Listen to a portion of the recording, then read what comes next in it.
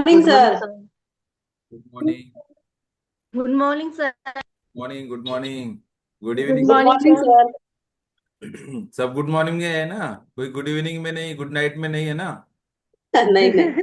नहीं ना? Okay Good okay. morning, sir. Good morning, good morning. Yes. तो good morning all of you. और आज का वर्कआउट तो बहुत बेहतरीन होता है, प्रभा मैडम का वर्कआउट। सब लोग मतलब अलग अलग स्टेप और अलग अलग एक्टिविटीज, बहुत सारी flexibility. Thank you very much. और आज का जो टॉपिक है, सब लोग म्यूट कर लीजिएगा। म्यूट करा sir. Yes. Okay okay okay okay. चलो, सब लोग म्यूट हो गए। तो आज का जो टॉपिक है, वो टॉपिक ऐसा टॉपिक है जो टॉपिक हमें अलग अलग बीमारियों, सबको पता है, बीपी, शुगर, थायराइड, कोलेस्ट्रॉल क्या होता है, फैटी लिवर क्या होता है। ओके। और ये सब चीजें होने से पहले, समझो बीपी हो गया, थायराइड हो गया, शुगर हो गया, कोलेस्ट्रॉल हो गया, ठीक है, हार्ट अटैक भी आने से पहले हमें कैसे पता चलेगा कि आपको वो बीमारी आने वाली है। ओके। तो इस चीज को बोलते हैं metabolic syndromes. Okay. Metabolic syndrome ऐसी चीज है कि आपको पता चलेगा कि आपको मेटाबॉलिक सिंड्रोम है, तो आपको ये भी चीजें हो सकती है फ्यूचर में। तो पहले मेटाबॉलिक सिंड्रोम्स की चीजें आपके बॉडी में आपको पहचाननी है। अगर आप पहचान सके हो तो आपको आराम से, आपको ये हो जाएगा कि आने वाली दिक्कतों से आप बच जाओगे। ओके। तो लोग सोचते हैं कि डायबिटीज, बीपी, हार्ट डिसीज अलग अलग बीमारियां हैं। बराबर ना? डायबिटीज अलग है, बीपी अलग है, हार्ट डिसीज अलग है। लेकिन सच्चाई यह है कि इनकी शुरुआत मेटाबॉलिक सिंड्रोम से होती है। मेटाबॉलिक सिंड्रोम से होती है। ओके। तो मेटाबॉलिक सिंड्रोम क्या है, इसके बारे में अगर बात की जाए तो ये कोई बीमारी नहीं है।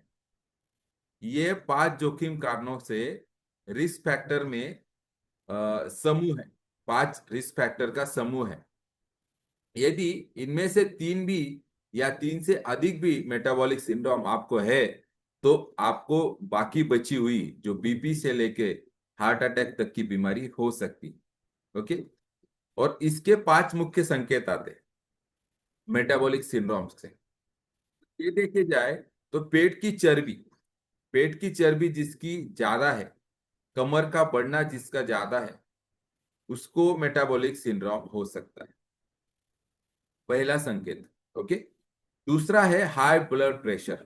अगर आपको हाई ब्लड प्रेशर है और आपके दिल के ऊपर अतिरिक्त दबाव है, हाई ब्लड प्रेशर जैसे ब्लड का प्रेशर, हमने बोला था इस बारे में कि बीपी क्या होता है, ब्लड का प्रेशर होता है, लॉन्ग फॉर्म उसका। मतलब ब्लड का प्रेशर अगर ज्यादा है तो दिल पे ज्यादा अतिरिक्त दबाव है, तो आपको ये मेटाबॉलिक सिंड्रोम हो सकता है। आपकी शुगर ज्यादा है, blood sugar, okay, high blood sugar आपके बॉडी में है, तो आपको मेटाबॉलिक सिंड्रोम हो सकता है। ओके। उसी के साथ प्री डायबिटीज उसको बोला जाता है। High triglyceride level, high triglyceride level, उसमें उसका मतलब क्या है, रक्त में खराब फैट का ज्यादा होना। जैसे ओमेगा 3 होता है, ओमेगा 6 होता है, वैसे ही बैड कोलेस्ट्रॉल हम जो जिसको बोलते हैं एलडीएल, लो डेंसिटी कोलेस्ट्रॉल, वो ज्यादा होने से भी आपको मेटाबॉलिक सिंड्रोम हो सकता है। लो एचडीएल, हाई डेंसिटी कोलेस्ट्रॉल, जैसे मैंने बोला वैसे, हाई लो डेंसिटी जैसे मैंने बोला वैसे, हाई डेंसिटी कोलेस्ट्रॉल मतलब गुड कोलेस्ट्रॉल होता है। अगर वो बॉडी में कम हो गया, मतलब ओमेगा 3 अगर आपके बॉडी में कम हो गया, तो आपको मेटाबॉलिक सिंड्रोम हो सकता है। अभी ये कैसे बढ़ता है? ये बढ़ता है हाई बीपी से लेके बाद में फैटी लीवर पे जाएगा, फैटी लीवर के बाद हार्ट डिसीज पे आएगा, और हार्ट डिसीज से होके आपका स्ट्रोक या किडनी डिसीज पे आएगा। बहुत सारे लोग बोलते हैं ये पतला दुबला इंसान है, इसको कैसे क्या किडनी फेल्योर हो गया। बहुत सारे लोगों को आप देखोगे अभी किडनी का प्रॉब्लम हो रहा है। तो इन लोगों को हाई बीपी होता है नॉर्मली, और ये लोग ध्यान नहीं देते। और हाई बीपी एकदम नॉर्मल चीज हो चुकी है आजकल, क्योंकि क्या हो गया है, लाइफस्टाइल बहुत स्ट्रेसफुल है लोगों का। इसकी वजह से बीपी हर किसी को है टैबलेट। ओके, वो घर में रहे, बाहर में रहे, जॉब करे, बिजनेस करे, हर किसी को बीपी की टैबलेट चालू है। उसका रीजन ये है कि बहुत सारा स्ट्रेसफुल वर्क आज लोग करते हैं, इसकी वजह से। उसी के साथ फैटी लीवर, हाई बीपी अगर किसी को होता है तो फैटी लीवर पे भी वो चला जाता है। और फैटी लीवर पे अगर गया तो फैटी लीवर के बाद आता है हार्ट डिसीज, अगर वो अवेयर नहीं हो जाता है बंदा तब तक। ठीक है। और उसी के साथ अगर फैटी लीवर की आप ट्रीटमेंट लेने जाओ तो आपको दिया क्या जाता है कि आपको ओमेगा 3 ही दिया जाता है। मेडिसिन के तौर पे अगर आप लोगे तो भी आपको ओमेगा 3 ही दिया जाता है। डॉक्टर भी आपको ओमेगा 3 ही देते हैं। उसके साथ आपको बहुत सारा डाइट देते हैं जिसमें आपको तला भुना कुछ भी नहीं खाना होता है, फाइबर युक्त आहार ज्यादा लेना होता है। ठीक है। अगर इससे वो अच्छा सा बच गया तो अच्छी बात है, नहीं तो अगर वो आगे जाके हार्ट डिसीज पे भी उसको प्रॉब्लम कर सकता है, और उसको स्ट्रोक स्ट्रोक या किडनी का फेल्यूर भी आ सकता है। अभी इसमें आपने देखा होगा कि एक बीमारी दूसरे बीमारी को जन्म दे रही है यहाँ पे। ठीक है। ये बीपी हो गया, उसके बाद उसको फैटी लिवर हो गया, उसके बाद हार्ट डिसीज हो गया, और उसके बाद किडनी और स्ट्रोक। तो इसी को बोला जाता है मेटाबॉलिक सिंड्रोम, जब एक बीमारी दूसरे बीमारी को अ, जन्म देती है तब। अभी इसके शुरुआती संकेत क्या होते हैं? नॉर्मली लगातार थकान, बहुत सारे लोगों को थोड़ा बहुत काम किया फिर भी थकान महसूस होने लगे, तो ये भी आपके मेटाबॉलिक सिंड्रोम का ही लक्षण है। ओके। थोड़ा सा काम किया, सुबह उठे थोड़ा काम किया फिर भी थकान लग रही है, तो आपका मेटाबॉलिक सिंड्रोम का ही लक्षण है। ओके। उसके बाद धीरे धीरे पेट निकलना, बहुत सारे लोगों को बॉडी बराबर शेप में होता है लेकिन पेट आगे आ जाता है। ठीक है। तो ये भी एक लक्षण है मेटाबॉलिक सिंड्रोम का। उसी के साथ बार बार भूख लगना। ठीक है। अगर आपको दिन में बहुत सारे बार ऐसा लगता है ना, सर मेरा खाने का कंट्रोल नहीं होता है, तो आपके मेटाबॉलिक सिंड्रोम का लक्षण है। बहुत सारे लोग हमें यहाँ पे प्लेटफॉर्म पे बोलते हैं कि सर आप 2 टाइम शेक पिला रहे हो, एक टाइम ही खाने को बोल रहे हो, एनर्जी अब 4-5 बार लेने को बोल रहे हो, लेकिन हमारा खाना ही कंट्रोल नहीं होता। तो समझ जाइए कि वो बंदे का मेटाबॉलिक सिंड्रोम का लक्षण है। मतलब उसको BP, thyroid, fatty liver, okay, heart disease तक वो जा सकता है। ठीक है। तो आपको क्या करना है, इस बंदे को प्रॉपरली गाइड करना है। ठीक है। उसको ये समझाना है कि मेटाबॉलिक सिंड्रोम क्या होता है। मेटाबॉलिक सिंड्रोम, अभी यहाँ पे भी बहुत सारे लोग हैं जिनको ये समझना चाहिए। आप खुशनसीब हो, ऐसा मैं मानता हूँ कि आपको डायरेक्टली ये सुनने मिल रहा है कि मेटाबॉलिक सिंड्रोम क्या होता है। ये टॉपिक आपको मोस्ट ऑफ द कहीं पे नहीं सुनने को मिलेगा। ये टॉपिक मैंने बहुत मेहनत करके निकाला है आप सभी के लिए। ओके। उसके बाद मीठा खाना, बहुत बहुत लोगों को लगता है ना, मुझे मीठा खाने की क्रेविंग होती है सर, मीठा कुछ खाने को बहुत बहुत ऐसा लगता है ना, मीठा खाने की चाहत होती है कि मीठा खाना चाहिए। तो ऐसे लोग जो होता है मेटाबॉलिक सिंड्रोम का एक लक्षण है। उसके बाद बीपी बढ़ना, वजन बढ़ना, फैटी लीवर, और कम फिजिकल एक्टिविटी। आप पाओगे जो लोग आलसी है वो एक्टिविटी कभी नहीं करेंगे, वो सिंपल सिंपल चीजों में भी एक्टिविटी ढूंढ लेते हैं। जैसे मैं ऑफिस में जाता हूँ, इधर से 1 किलोमीटर चलते जाता हूँ, उधर से 1 किलोमीटर चलते आता हूँ, तो मेरी एक्टिविटी हो गई। ऐसा बोलने वाले बहुत सारे लोग मिलेंगे।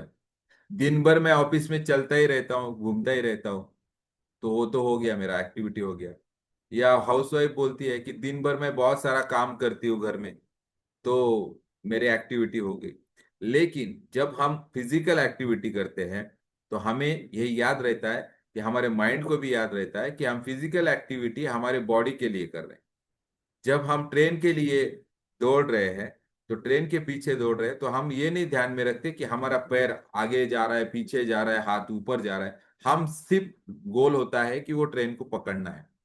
या घर के भी कोई काम कर रहे हो, घर के काम करने के वक्त आप सोचते हो क्या, अभी मेरा राइट हैंड वो ग्लास के पास गया और ग्लास को उठाया तो मेरे राइट हैंड में बहुत सारा पावर आ गया, एनर्जी आ गया।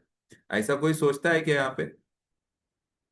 मेरे ख्याल से तो कोई नहीं सोचता होगा, क्योंकि ये सब चीजें नॉर्मली, अभी देखो यहाँ पे दीपिका अरोरा मैम है, वो आटा गूंद रही है। हाँ, आटा गूंदना तो घर का काम है, तो आटा गूंदने में एक्सरसाइज हो रही क्या उनकी?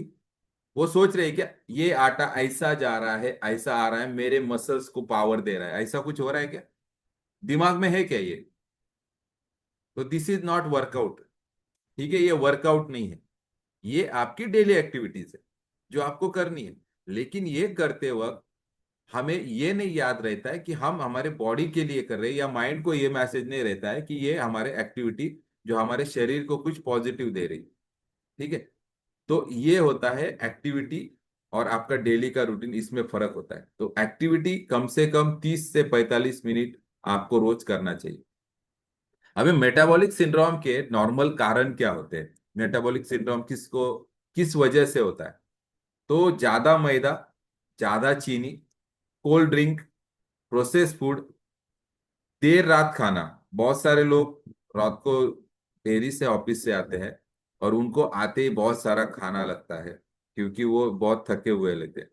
तो ऐसे अगर आपके घर में कोई मेहमान है, या आपके कोई पर्सन है पहचान वाले हैं, या आपके हस्बैंड, तो उनको एक काम कीजिए, उनको शेक बना के रखिए, पाउडर उनके शेकर कप में डाल दीजिए। अगर वो रात को 10 बजे के बाद या 9 बजे के बाद घर पे आते हैं और खाना मांगते हैं, तो उनको 4-5 बजे 6 बजे वो पाउडर आप शेकर कप में डाल दीजिए, और उनको बोलिए जब आपको 6 बजे ये कंपलसरी लेना है आप, तो वो शेक ले लेंगे 6 बजे। तो रात को आने के बाद एक छोटी थोड़ी सब्जी और एक रोटी भी खा लेंगे, फिर भी उनका पेट भर जाएगा। ओके, तो ये आप कर सकते हो। जो बंदे एक्सरसाइज नहीं करते प्रॉपर, उनको ये प्रॉब्लम हो सकता है। तनाव में ज्यादातर रहते हैं, कम नींद जो लेते हैं, उनको ये प्रॉब्लम आ सकता है। ओके, अभी ये सब प्रॉब्लम्स के बारे में बोल रही है, ये क्यों होता है ये बोल दिया। अभी इससे बचा कैसे जा सकता है? ठीक है, बचाव के 10 आसान उपाय आपको बताऊंगा, अगर आप रोज करोगे तो आपकी बेहतर लाइफस्टाइल हो सकती है। प्लेट का आधा हिस्सा सब्जियां होनी चाहिए या सलाद होना चाहिए। हर बार हम बोलते हैं कि सलाद जो बंदा खाता है उसका मेटाबॉलिज्म अच्छा रहता है। मेटाबॉलिज्म अच्छा रहेगा, आपकी एनर्जी लेवल अच्छी रहेगी।